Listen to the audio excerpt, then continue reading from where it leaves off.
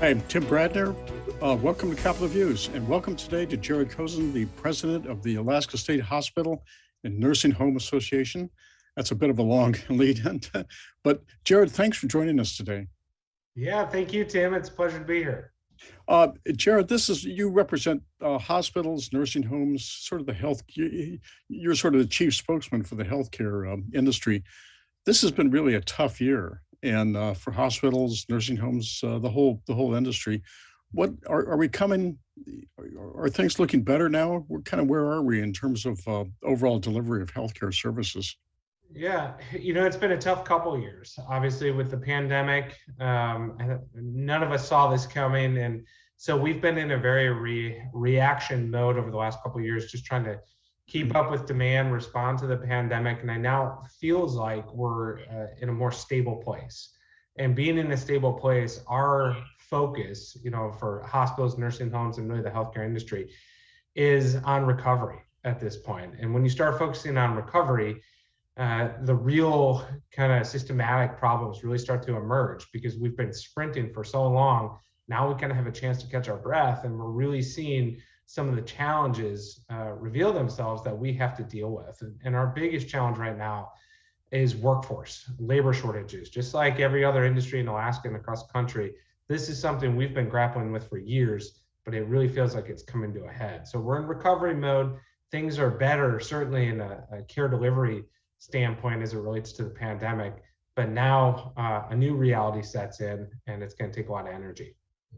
Jared, is there any particularly part of the workforce that's troubled right now that you're most concerned about? For us, and it's interesting, I feel like the statements I make about healthcare and our workforce needs really translate probably for most industries. But in healthcare, people always think of, well, it must be doctors, it must be nurses. Those are really important positions, don't get me wrong.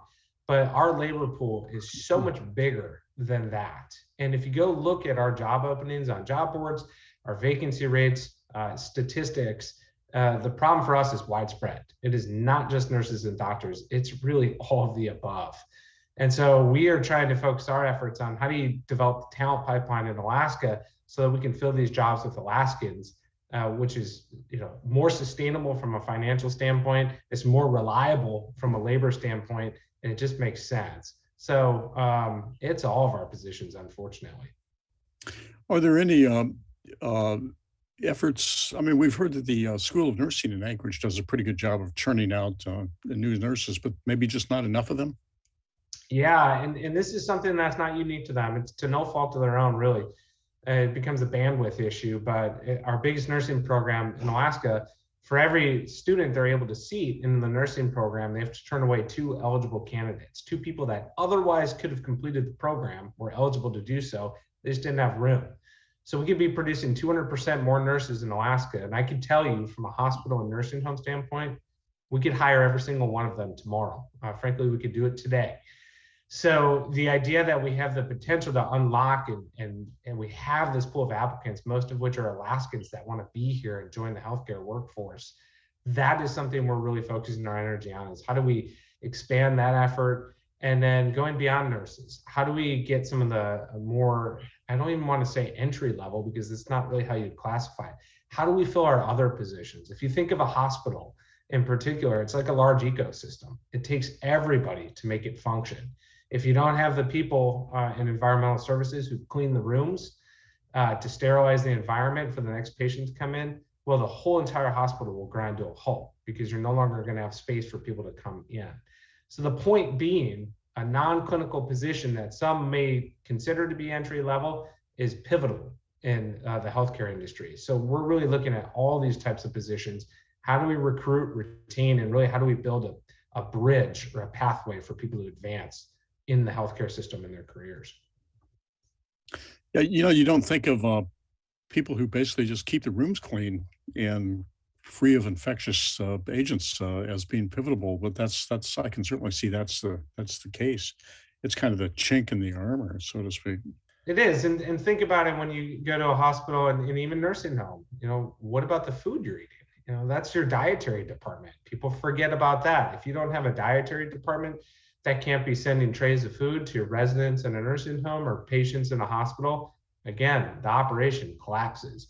So there are so many other positions that people, unless you've worked in the facility, you may not really think about it up front. You're just going to immediately jump to some of the higher level clinical positions that get so much attention. And so our big challenge here in Alaska is, how do we get that message to younger Alaskans to show them there are career opportunities? You know, if you're done at high school and you're not looking to go on to a traditional pathway to some of those higher level positions, there's a pathway waiting for you. You just need to come find us. If you look at our facilities, and really it would be interesting if you go look at the job boards, and we have thousands of positions open throughout a year in the healthcare industry. Our facilities are running on average around a 21% vacancy rate, which means 21% of key healthcare positions, both clinical and non-clinical, are open because we just simply can't find enough people to apply and fill them. So we are sitting here in this vast opportunity for good paying jobs that we need to do because people need access to healthcare. We just need to figure out a way how to connect the dots and get people in there in a way that makes sense. You know, what's also interesting in this is there are hospitals all over the state, and not every community, but almost every community has some sort of a healthcare facility. And if these are jobs, these are local jobs for people who could make careers and stay at home if they're from that community. It just seems ironic that we can't kind of make that connection. Um, are conditions in the rural hospitals any better, Jared, or do they have better luck attracting local talent? Honestly, oftentimes I think their vacancy rates are higher, meaning they're struggling to attract talent as well. And you know, we often have to look out of state, and we're not taking Alaskan jobs. There's so many jobs to go around. So no, this is something that affects both urban and rural, and it's going to be a big problem that we have to face. You know, that's what it comes down to. Well, it's being felt not just in healthcare, but almost every industry in Alaska. It's ironic. We're through the pandemic. We've had a lot of unemployment, and yet now we have a lot of jobs, and we can't get applicants. It's really amazing. And the other thing to comment on that, you know, this always goes back. If you go into communities and look at, as you were saying, there's a hospital in most communities, and even a nursing home and other healthcare entities. Those are oftentimes our biggest employers, and it is really an opportunity. Right now, we're so reliant on having to go out of state for workforce needs because we simply just don't have that talent pipeline developed here to feed into our facilities. And it's not like we're taking Alaskan jobs. We have so many openings. So we really have to create a strategy that unfortunately will rely on some out-of-state labor. But man, there's so many opportunities in state that if we can really plug and get our young people here to be interested in coming into healthcare, honestly, Tim, this is an issue where everybody wins. Well, it's a problem all over the state. Jared, thank you for joining us today. It's been very interesting, and best wishes to you. Obviously, hospitals, nursing homes, the healthcare industry is of vital importance to us all. Yeah. Well, we're still here. We're recovering, and we appreciated all the support, and it's been a pleasure talking to you. Yeah. Thank you, Jared. All right, Tim.